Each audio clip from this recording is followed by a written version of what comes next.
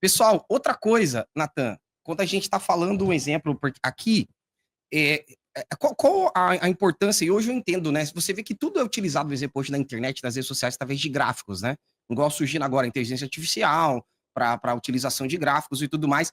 Então, assim como o mal é muito utilizado para isso, hoje eu entendo que Deus fez tudo isso com o seu plano também para que houvesse essa luta justa, né, entre a luz e as trevas.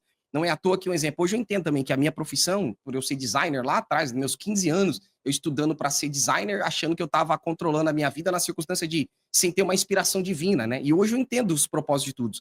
E os nossos gráficos, eles servem para quê? Para mapear cada palavra da Bíblia, cada versículo que está falando um exemplo do mesmo assunto, rastreando. E uma coisa que nós conseguimos rastrear de uma forma muito nítida na palavra, principalmente com os gráficos que eu vou mostrar agora, Nathan, é justamente em relação à etnia do anticristo, que são as vertentes opostas ao povo de Deus. Um exemplo, esse gráfico que eu vou mostrar agora na tela aí, um exemplo, ó. Nós vemos que a promessa, pelo menos o que nós consideramos aqui, Nathan, e aí você dá um respaldo depois da sua visão, daquilo que você tem, pode falar amplamente até, que a promessa, na verdade, da igreja, ela começa, ao meu ver, lá em Abraão. Quando Deus, na circunstância da promessa nítida, assim, quando ele fala para Abraão, Abraão, sai da terra da tua parentela, vai para onde te mostrarei, de lá te fazer paz de multidões, e serão benditas todas as nações da terra. Ou seja, nós vemos essa promessa vindo para Abraão. E quando, então, Abraão, ele tem a sua esposa Sara, aí Sara tem a maravilhosa ideia, né, de mandar ele se deitar com Agar, Agar, que era uma egípcia, tem o Ismael, de acordo com Gálatas, dos montes das Arábias, ou seja, Ismael, os ismaelitas hoje são os árabes, biblicamente falando na questão da etnia, no caso, é uma mistura étnica, né, de hebreu com egípcia com árabe, no caso, né, tanto que aqui, ó, árabe quer dizer mestiço, que é a raça, muçulmano é a religião que eles seguem, ou seja, qualquer pessoa de qualquer etnia pode ser muçulmano, só ele se converteu ao Islã, no caso. Aí, então, só que a promessa Deus tinha feito para Sara junto com Abraão. Então Deus passa a cumprir isso através do Isaac. Depois eles têm, então, o Isaac, tanto que Deus fala para ele, dai-me o seu único filho, sendo que ele não era o único filho, já tinha o Ismael, só que Deus está tratando ele como filho da promessa, a qual ele tinha, por isso trata ele como único filho. E aí, então, eles têm os gêmeos, o Jacó e o Esaú, que no qual já brigavam no ventre de Rebeca ali os dois, e o anjo revela para ele dizendo o seguinte, ó, dentro de você tem duas etnias, que no qual um vai guerrear contra o outro, e o irmão mais novo vai dominar sobre o mais velho. Tudo que eu estou dizendo aqui é bíblico, ok? Aí o Esaú vende o direito de primogenitura por um prato de leitilha, e a leitilha no Oriente Médio ela é vermelhada, né? Por isso que ele tem o nome trocado para Edom. Edom quer dizer vermelho. Aí tem os povos edomitas. Os edomitas geram também povos edomitas, amalequitas, que hoje também são os árabes.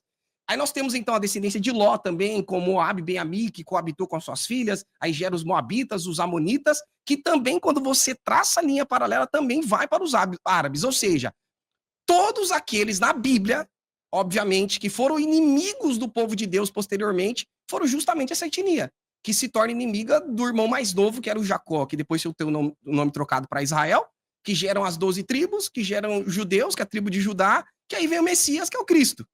Ou seja, em oposição ao povo de Deus, a qual Deus escolheu o Messias, vem a etnia posterior, que sempre está degladiando contra Deus, que são os muçulmanos, que são os árabes.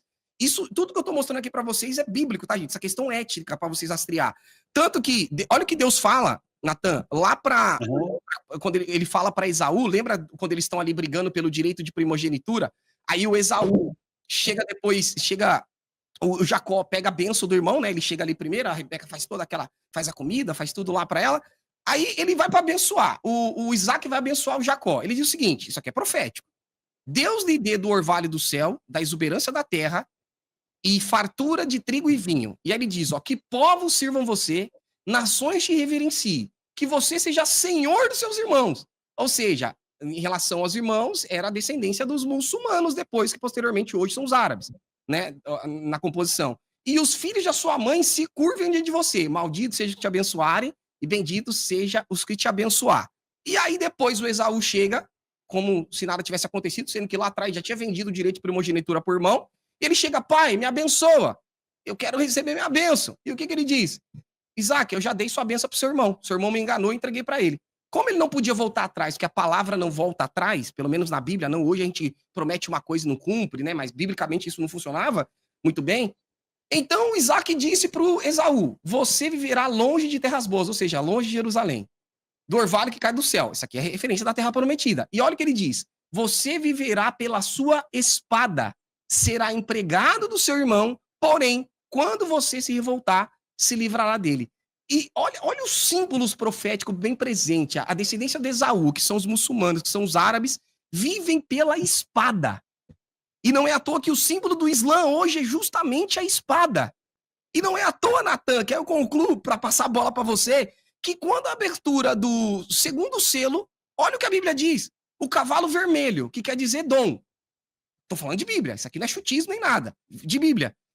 Depois o cordeiro quebrou o segundo selo, ouviu o segundo ser vivo dizer: venha, e saiu outro cavalo que era vermelho, ou seja, Edom, não por coincidência. O seu cavaleiro recebeu o poder de trazer guerra ao mundo a fim de que as pessoas matassem uma das outras, e ele recebeu uma grande espada. Eu digo sempre pra galera aqui: oh my God, como a Bíblia é perfeita. A representação do Islã está exposta diante dos nossos olhos. Diga aí, Natan, passa a bola pra tu. Eu também acredito que aquela passagem de Gênesis capítulo 16, lá, quando Deus fala através do anjo para Agar, o que vai acontecer a partir daquele menino, né, que vai haver uma grande nação, e que ele começa a falar das características desse povo que vai descender de Ismael, e ele fala que será como um jumento selvagem, né, dando marradas, incontrolável, que morde, e que a mão dele se levantará contra todos, todos contra ele, e ele será afrontoso, né, porque não somente ele estará fronteiriço aos seus irmãos, ou seja, no limite e na borda das terras dos judeus, mas ele também estará lá de forma provocativa, justamente para poder peitar, né, para bater de frente. E é exatamente as características dos descendentes de Ismael, e esse sentimento de raiva e de ojeriza aos descendentes de Abraão, Isaac e Jacó é uma coisa que é passada de pai para filho há milênios, né? Aconteceu, provavelmente aí, né, por uma questão de alinhamento profético, mas aconteceu de que um filho de um dos descendentes dos 12 príncipes de Ismael ser o fundador da religião islâmica. Na tradição islâmica, né, há estudiosos, pesquisadores, acadêmicos que dizem que isso é questionável. Tem gente que diz que não dá para provar, aí é uma coisa que não é da minha alçada, mas dentro da cultura islâmica, na tradição islâmica, eles dizem que Maomé seria filho de um dos descendentes dos 12 príncipes de Ismael.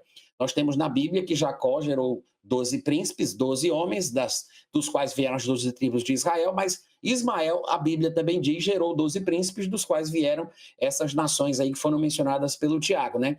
O fato é que Maomé não somente já trazia essa carga de geração a geração, do ódio contra o povo judeu, como também agora, sobrenaturalmente inspirado, provavelmente ele recebeu a visita de um demônio, né? Embora na tradição se diga que foi o anjo Gabriel, Gibrail, né? em árabe, mas a gente sabe, né, a quem ele estava realmente ouvindo e obedecendo, e dali surgiu um aspecto religioso que unificou todos os descendentes, né, esses miscigenados que já eram inimigos de Israel há muito tempo. Então, embora a história do Islã em relação ao tempo que eles existem seja relativamente recente, porque Maomé ele vai nascer no ano 570 depois de Cristo, e de lá para cá é que o Islã começou a se expandir, as características de agressão, de revolta, de maldade, de ódio, principalmente contra o povo judeu, já se fazia presente naquela comunidade há milênios. E eu acho que o Islã, como o Tiago tem dito aí, ele cumpre muito bem todas as características proféticas previstas no livro de Apocalipse, previstas no livro de Daniel e previstas em diversos outros lugares da Bíblia. Não é por acaso ou coincidência, e tudo aquilo que a Bíblia prevê que o anticristo fará são naturalmente características do comportamento supremacista do Islã. Até mesmo a decapitação é uma das coisas que não é por acaso que a Bíblia diz que o anticristo terá predileção em decapitar os seus inimigos, os seus opositores, aqueles que porventura confessarem Jesus como Senhor, né? Uau! E aí, você vê esse comparativos simples, porque é um exemplo, porque quando a gente não se baseia pela Bíblia, só pegamos um trecho isolado, Natan, um exemplo, isso que você está falando em relação àquilo que o João viu, né? Ele olha, ele vê debaixo do trono os decapitados, degolados da grande tribulação. Aí surgiram a vertente, que é disso que eu falo, pessoal, sempre ficar com aquilo que a Bíblia diz, ou seja, a Bíblia me dá os parâmetros do Islã, me dá os parâmetros dos inimigos de Deus, sempre surgiram referente dessa etnia, sempre foram do Oriente Médio. Por exemplo, tem até um gráfico aqui que eu trouxe pra galera, que eu trouxe aqui, eu sempre boto aqui, pessoal, deixa eu ver se eu acho aqui, falando a respeito da onde, um exemplo, quando o pessoal fala assim, ó, aqui achei. Quando o pessoal fala assim, ó, da onde que é o anticristo? Da Bíblia. Vamos lá. Aí quando nós vamos para a Bíblia, o quê, ó? Os profetas, eles na Bíblia, eles sempre foram da onde? Do Oriente Médio. Turquia, Síria, Iraque, Ásia Menor, tudo mais. Profeta, os inimigos de Deus, na Bíblia, Oriente Médio. Turquia, Ásia Menor, a Síria, Iraque, Irã, Judá, Egito, todos eles. As histórias bíblicas acontecem aonde? Oriente Médio, obviamente com extensão na Ásia, Império Romano e tudo mais que nós falamos. O Messias, de onde? Do Oriente Médio, tal. O epicentro da grande tribulação, de acordo com a Bíblia, onde está derramando as taças, as trombetas e os selos. Oriente Médio. E de onde que é o anticristo? Aí o pessoal joga nos Estados Unidos. Eu falo... Ou Europa, né? Eles falam, da América? Eu coloco aqui, né? Brincando, da América? Ou da Europa? Obviamente, gente, quando se trata da Bíblia falando, provavelmente esses trechos estão citando a respeito do Oriente Médio.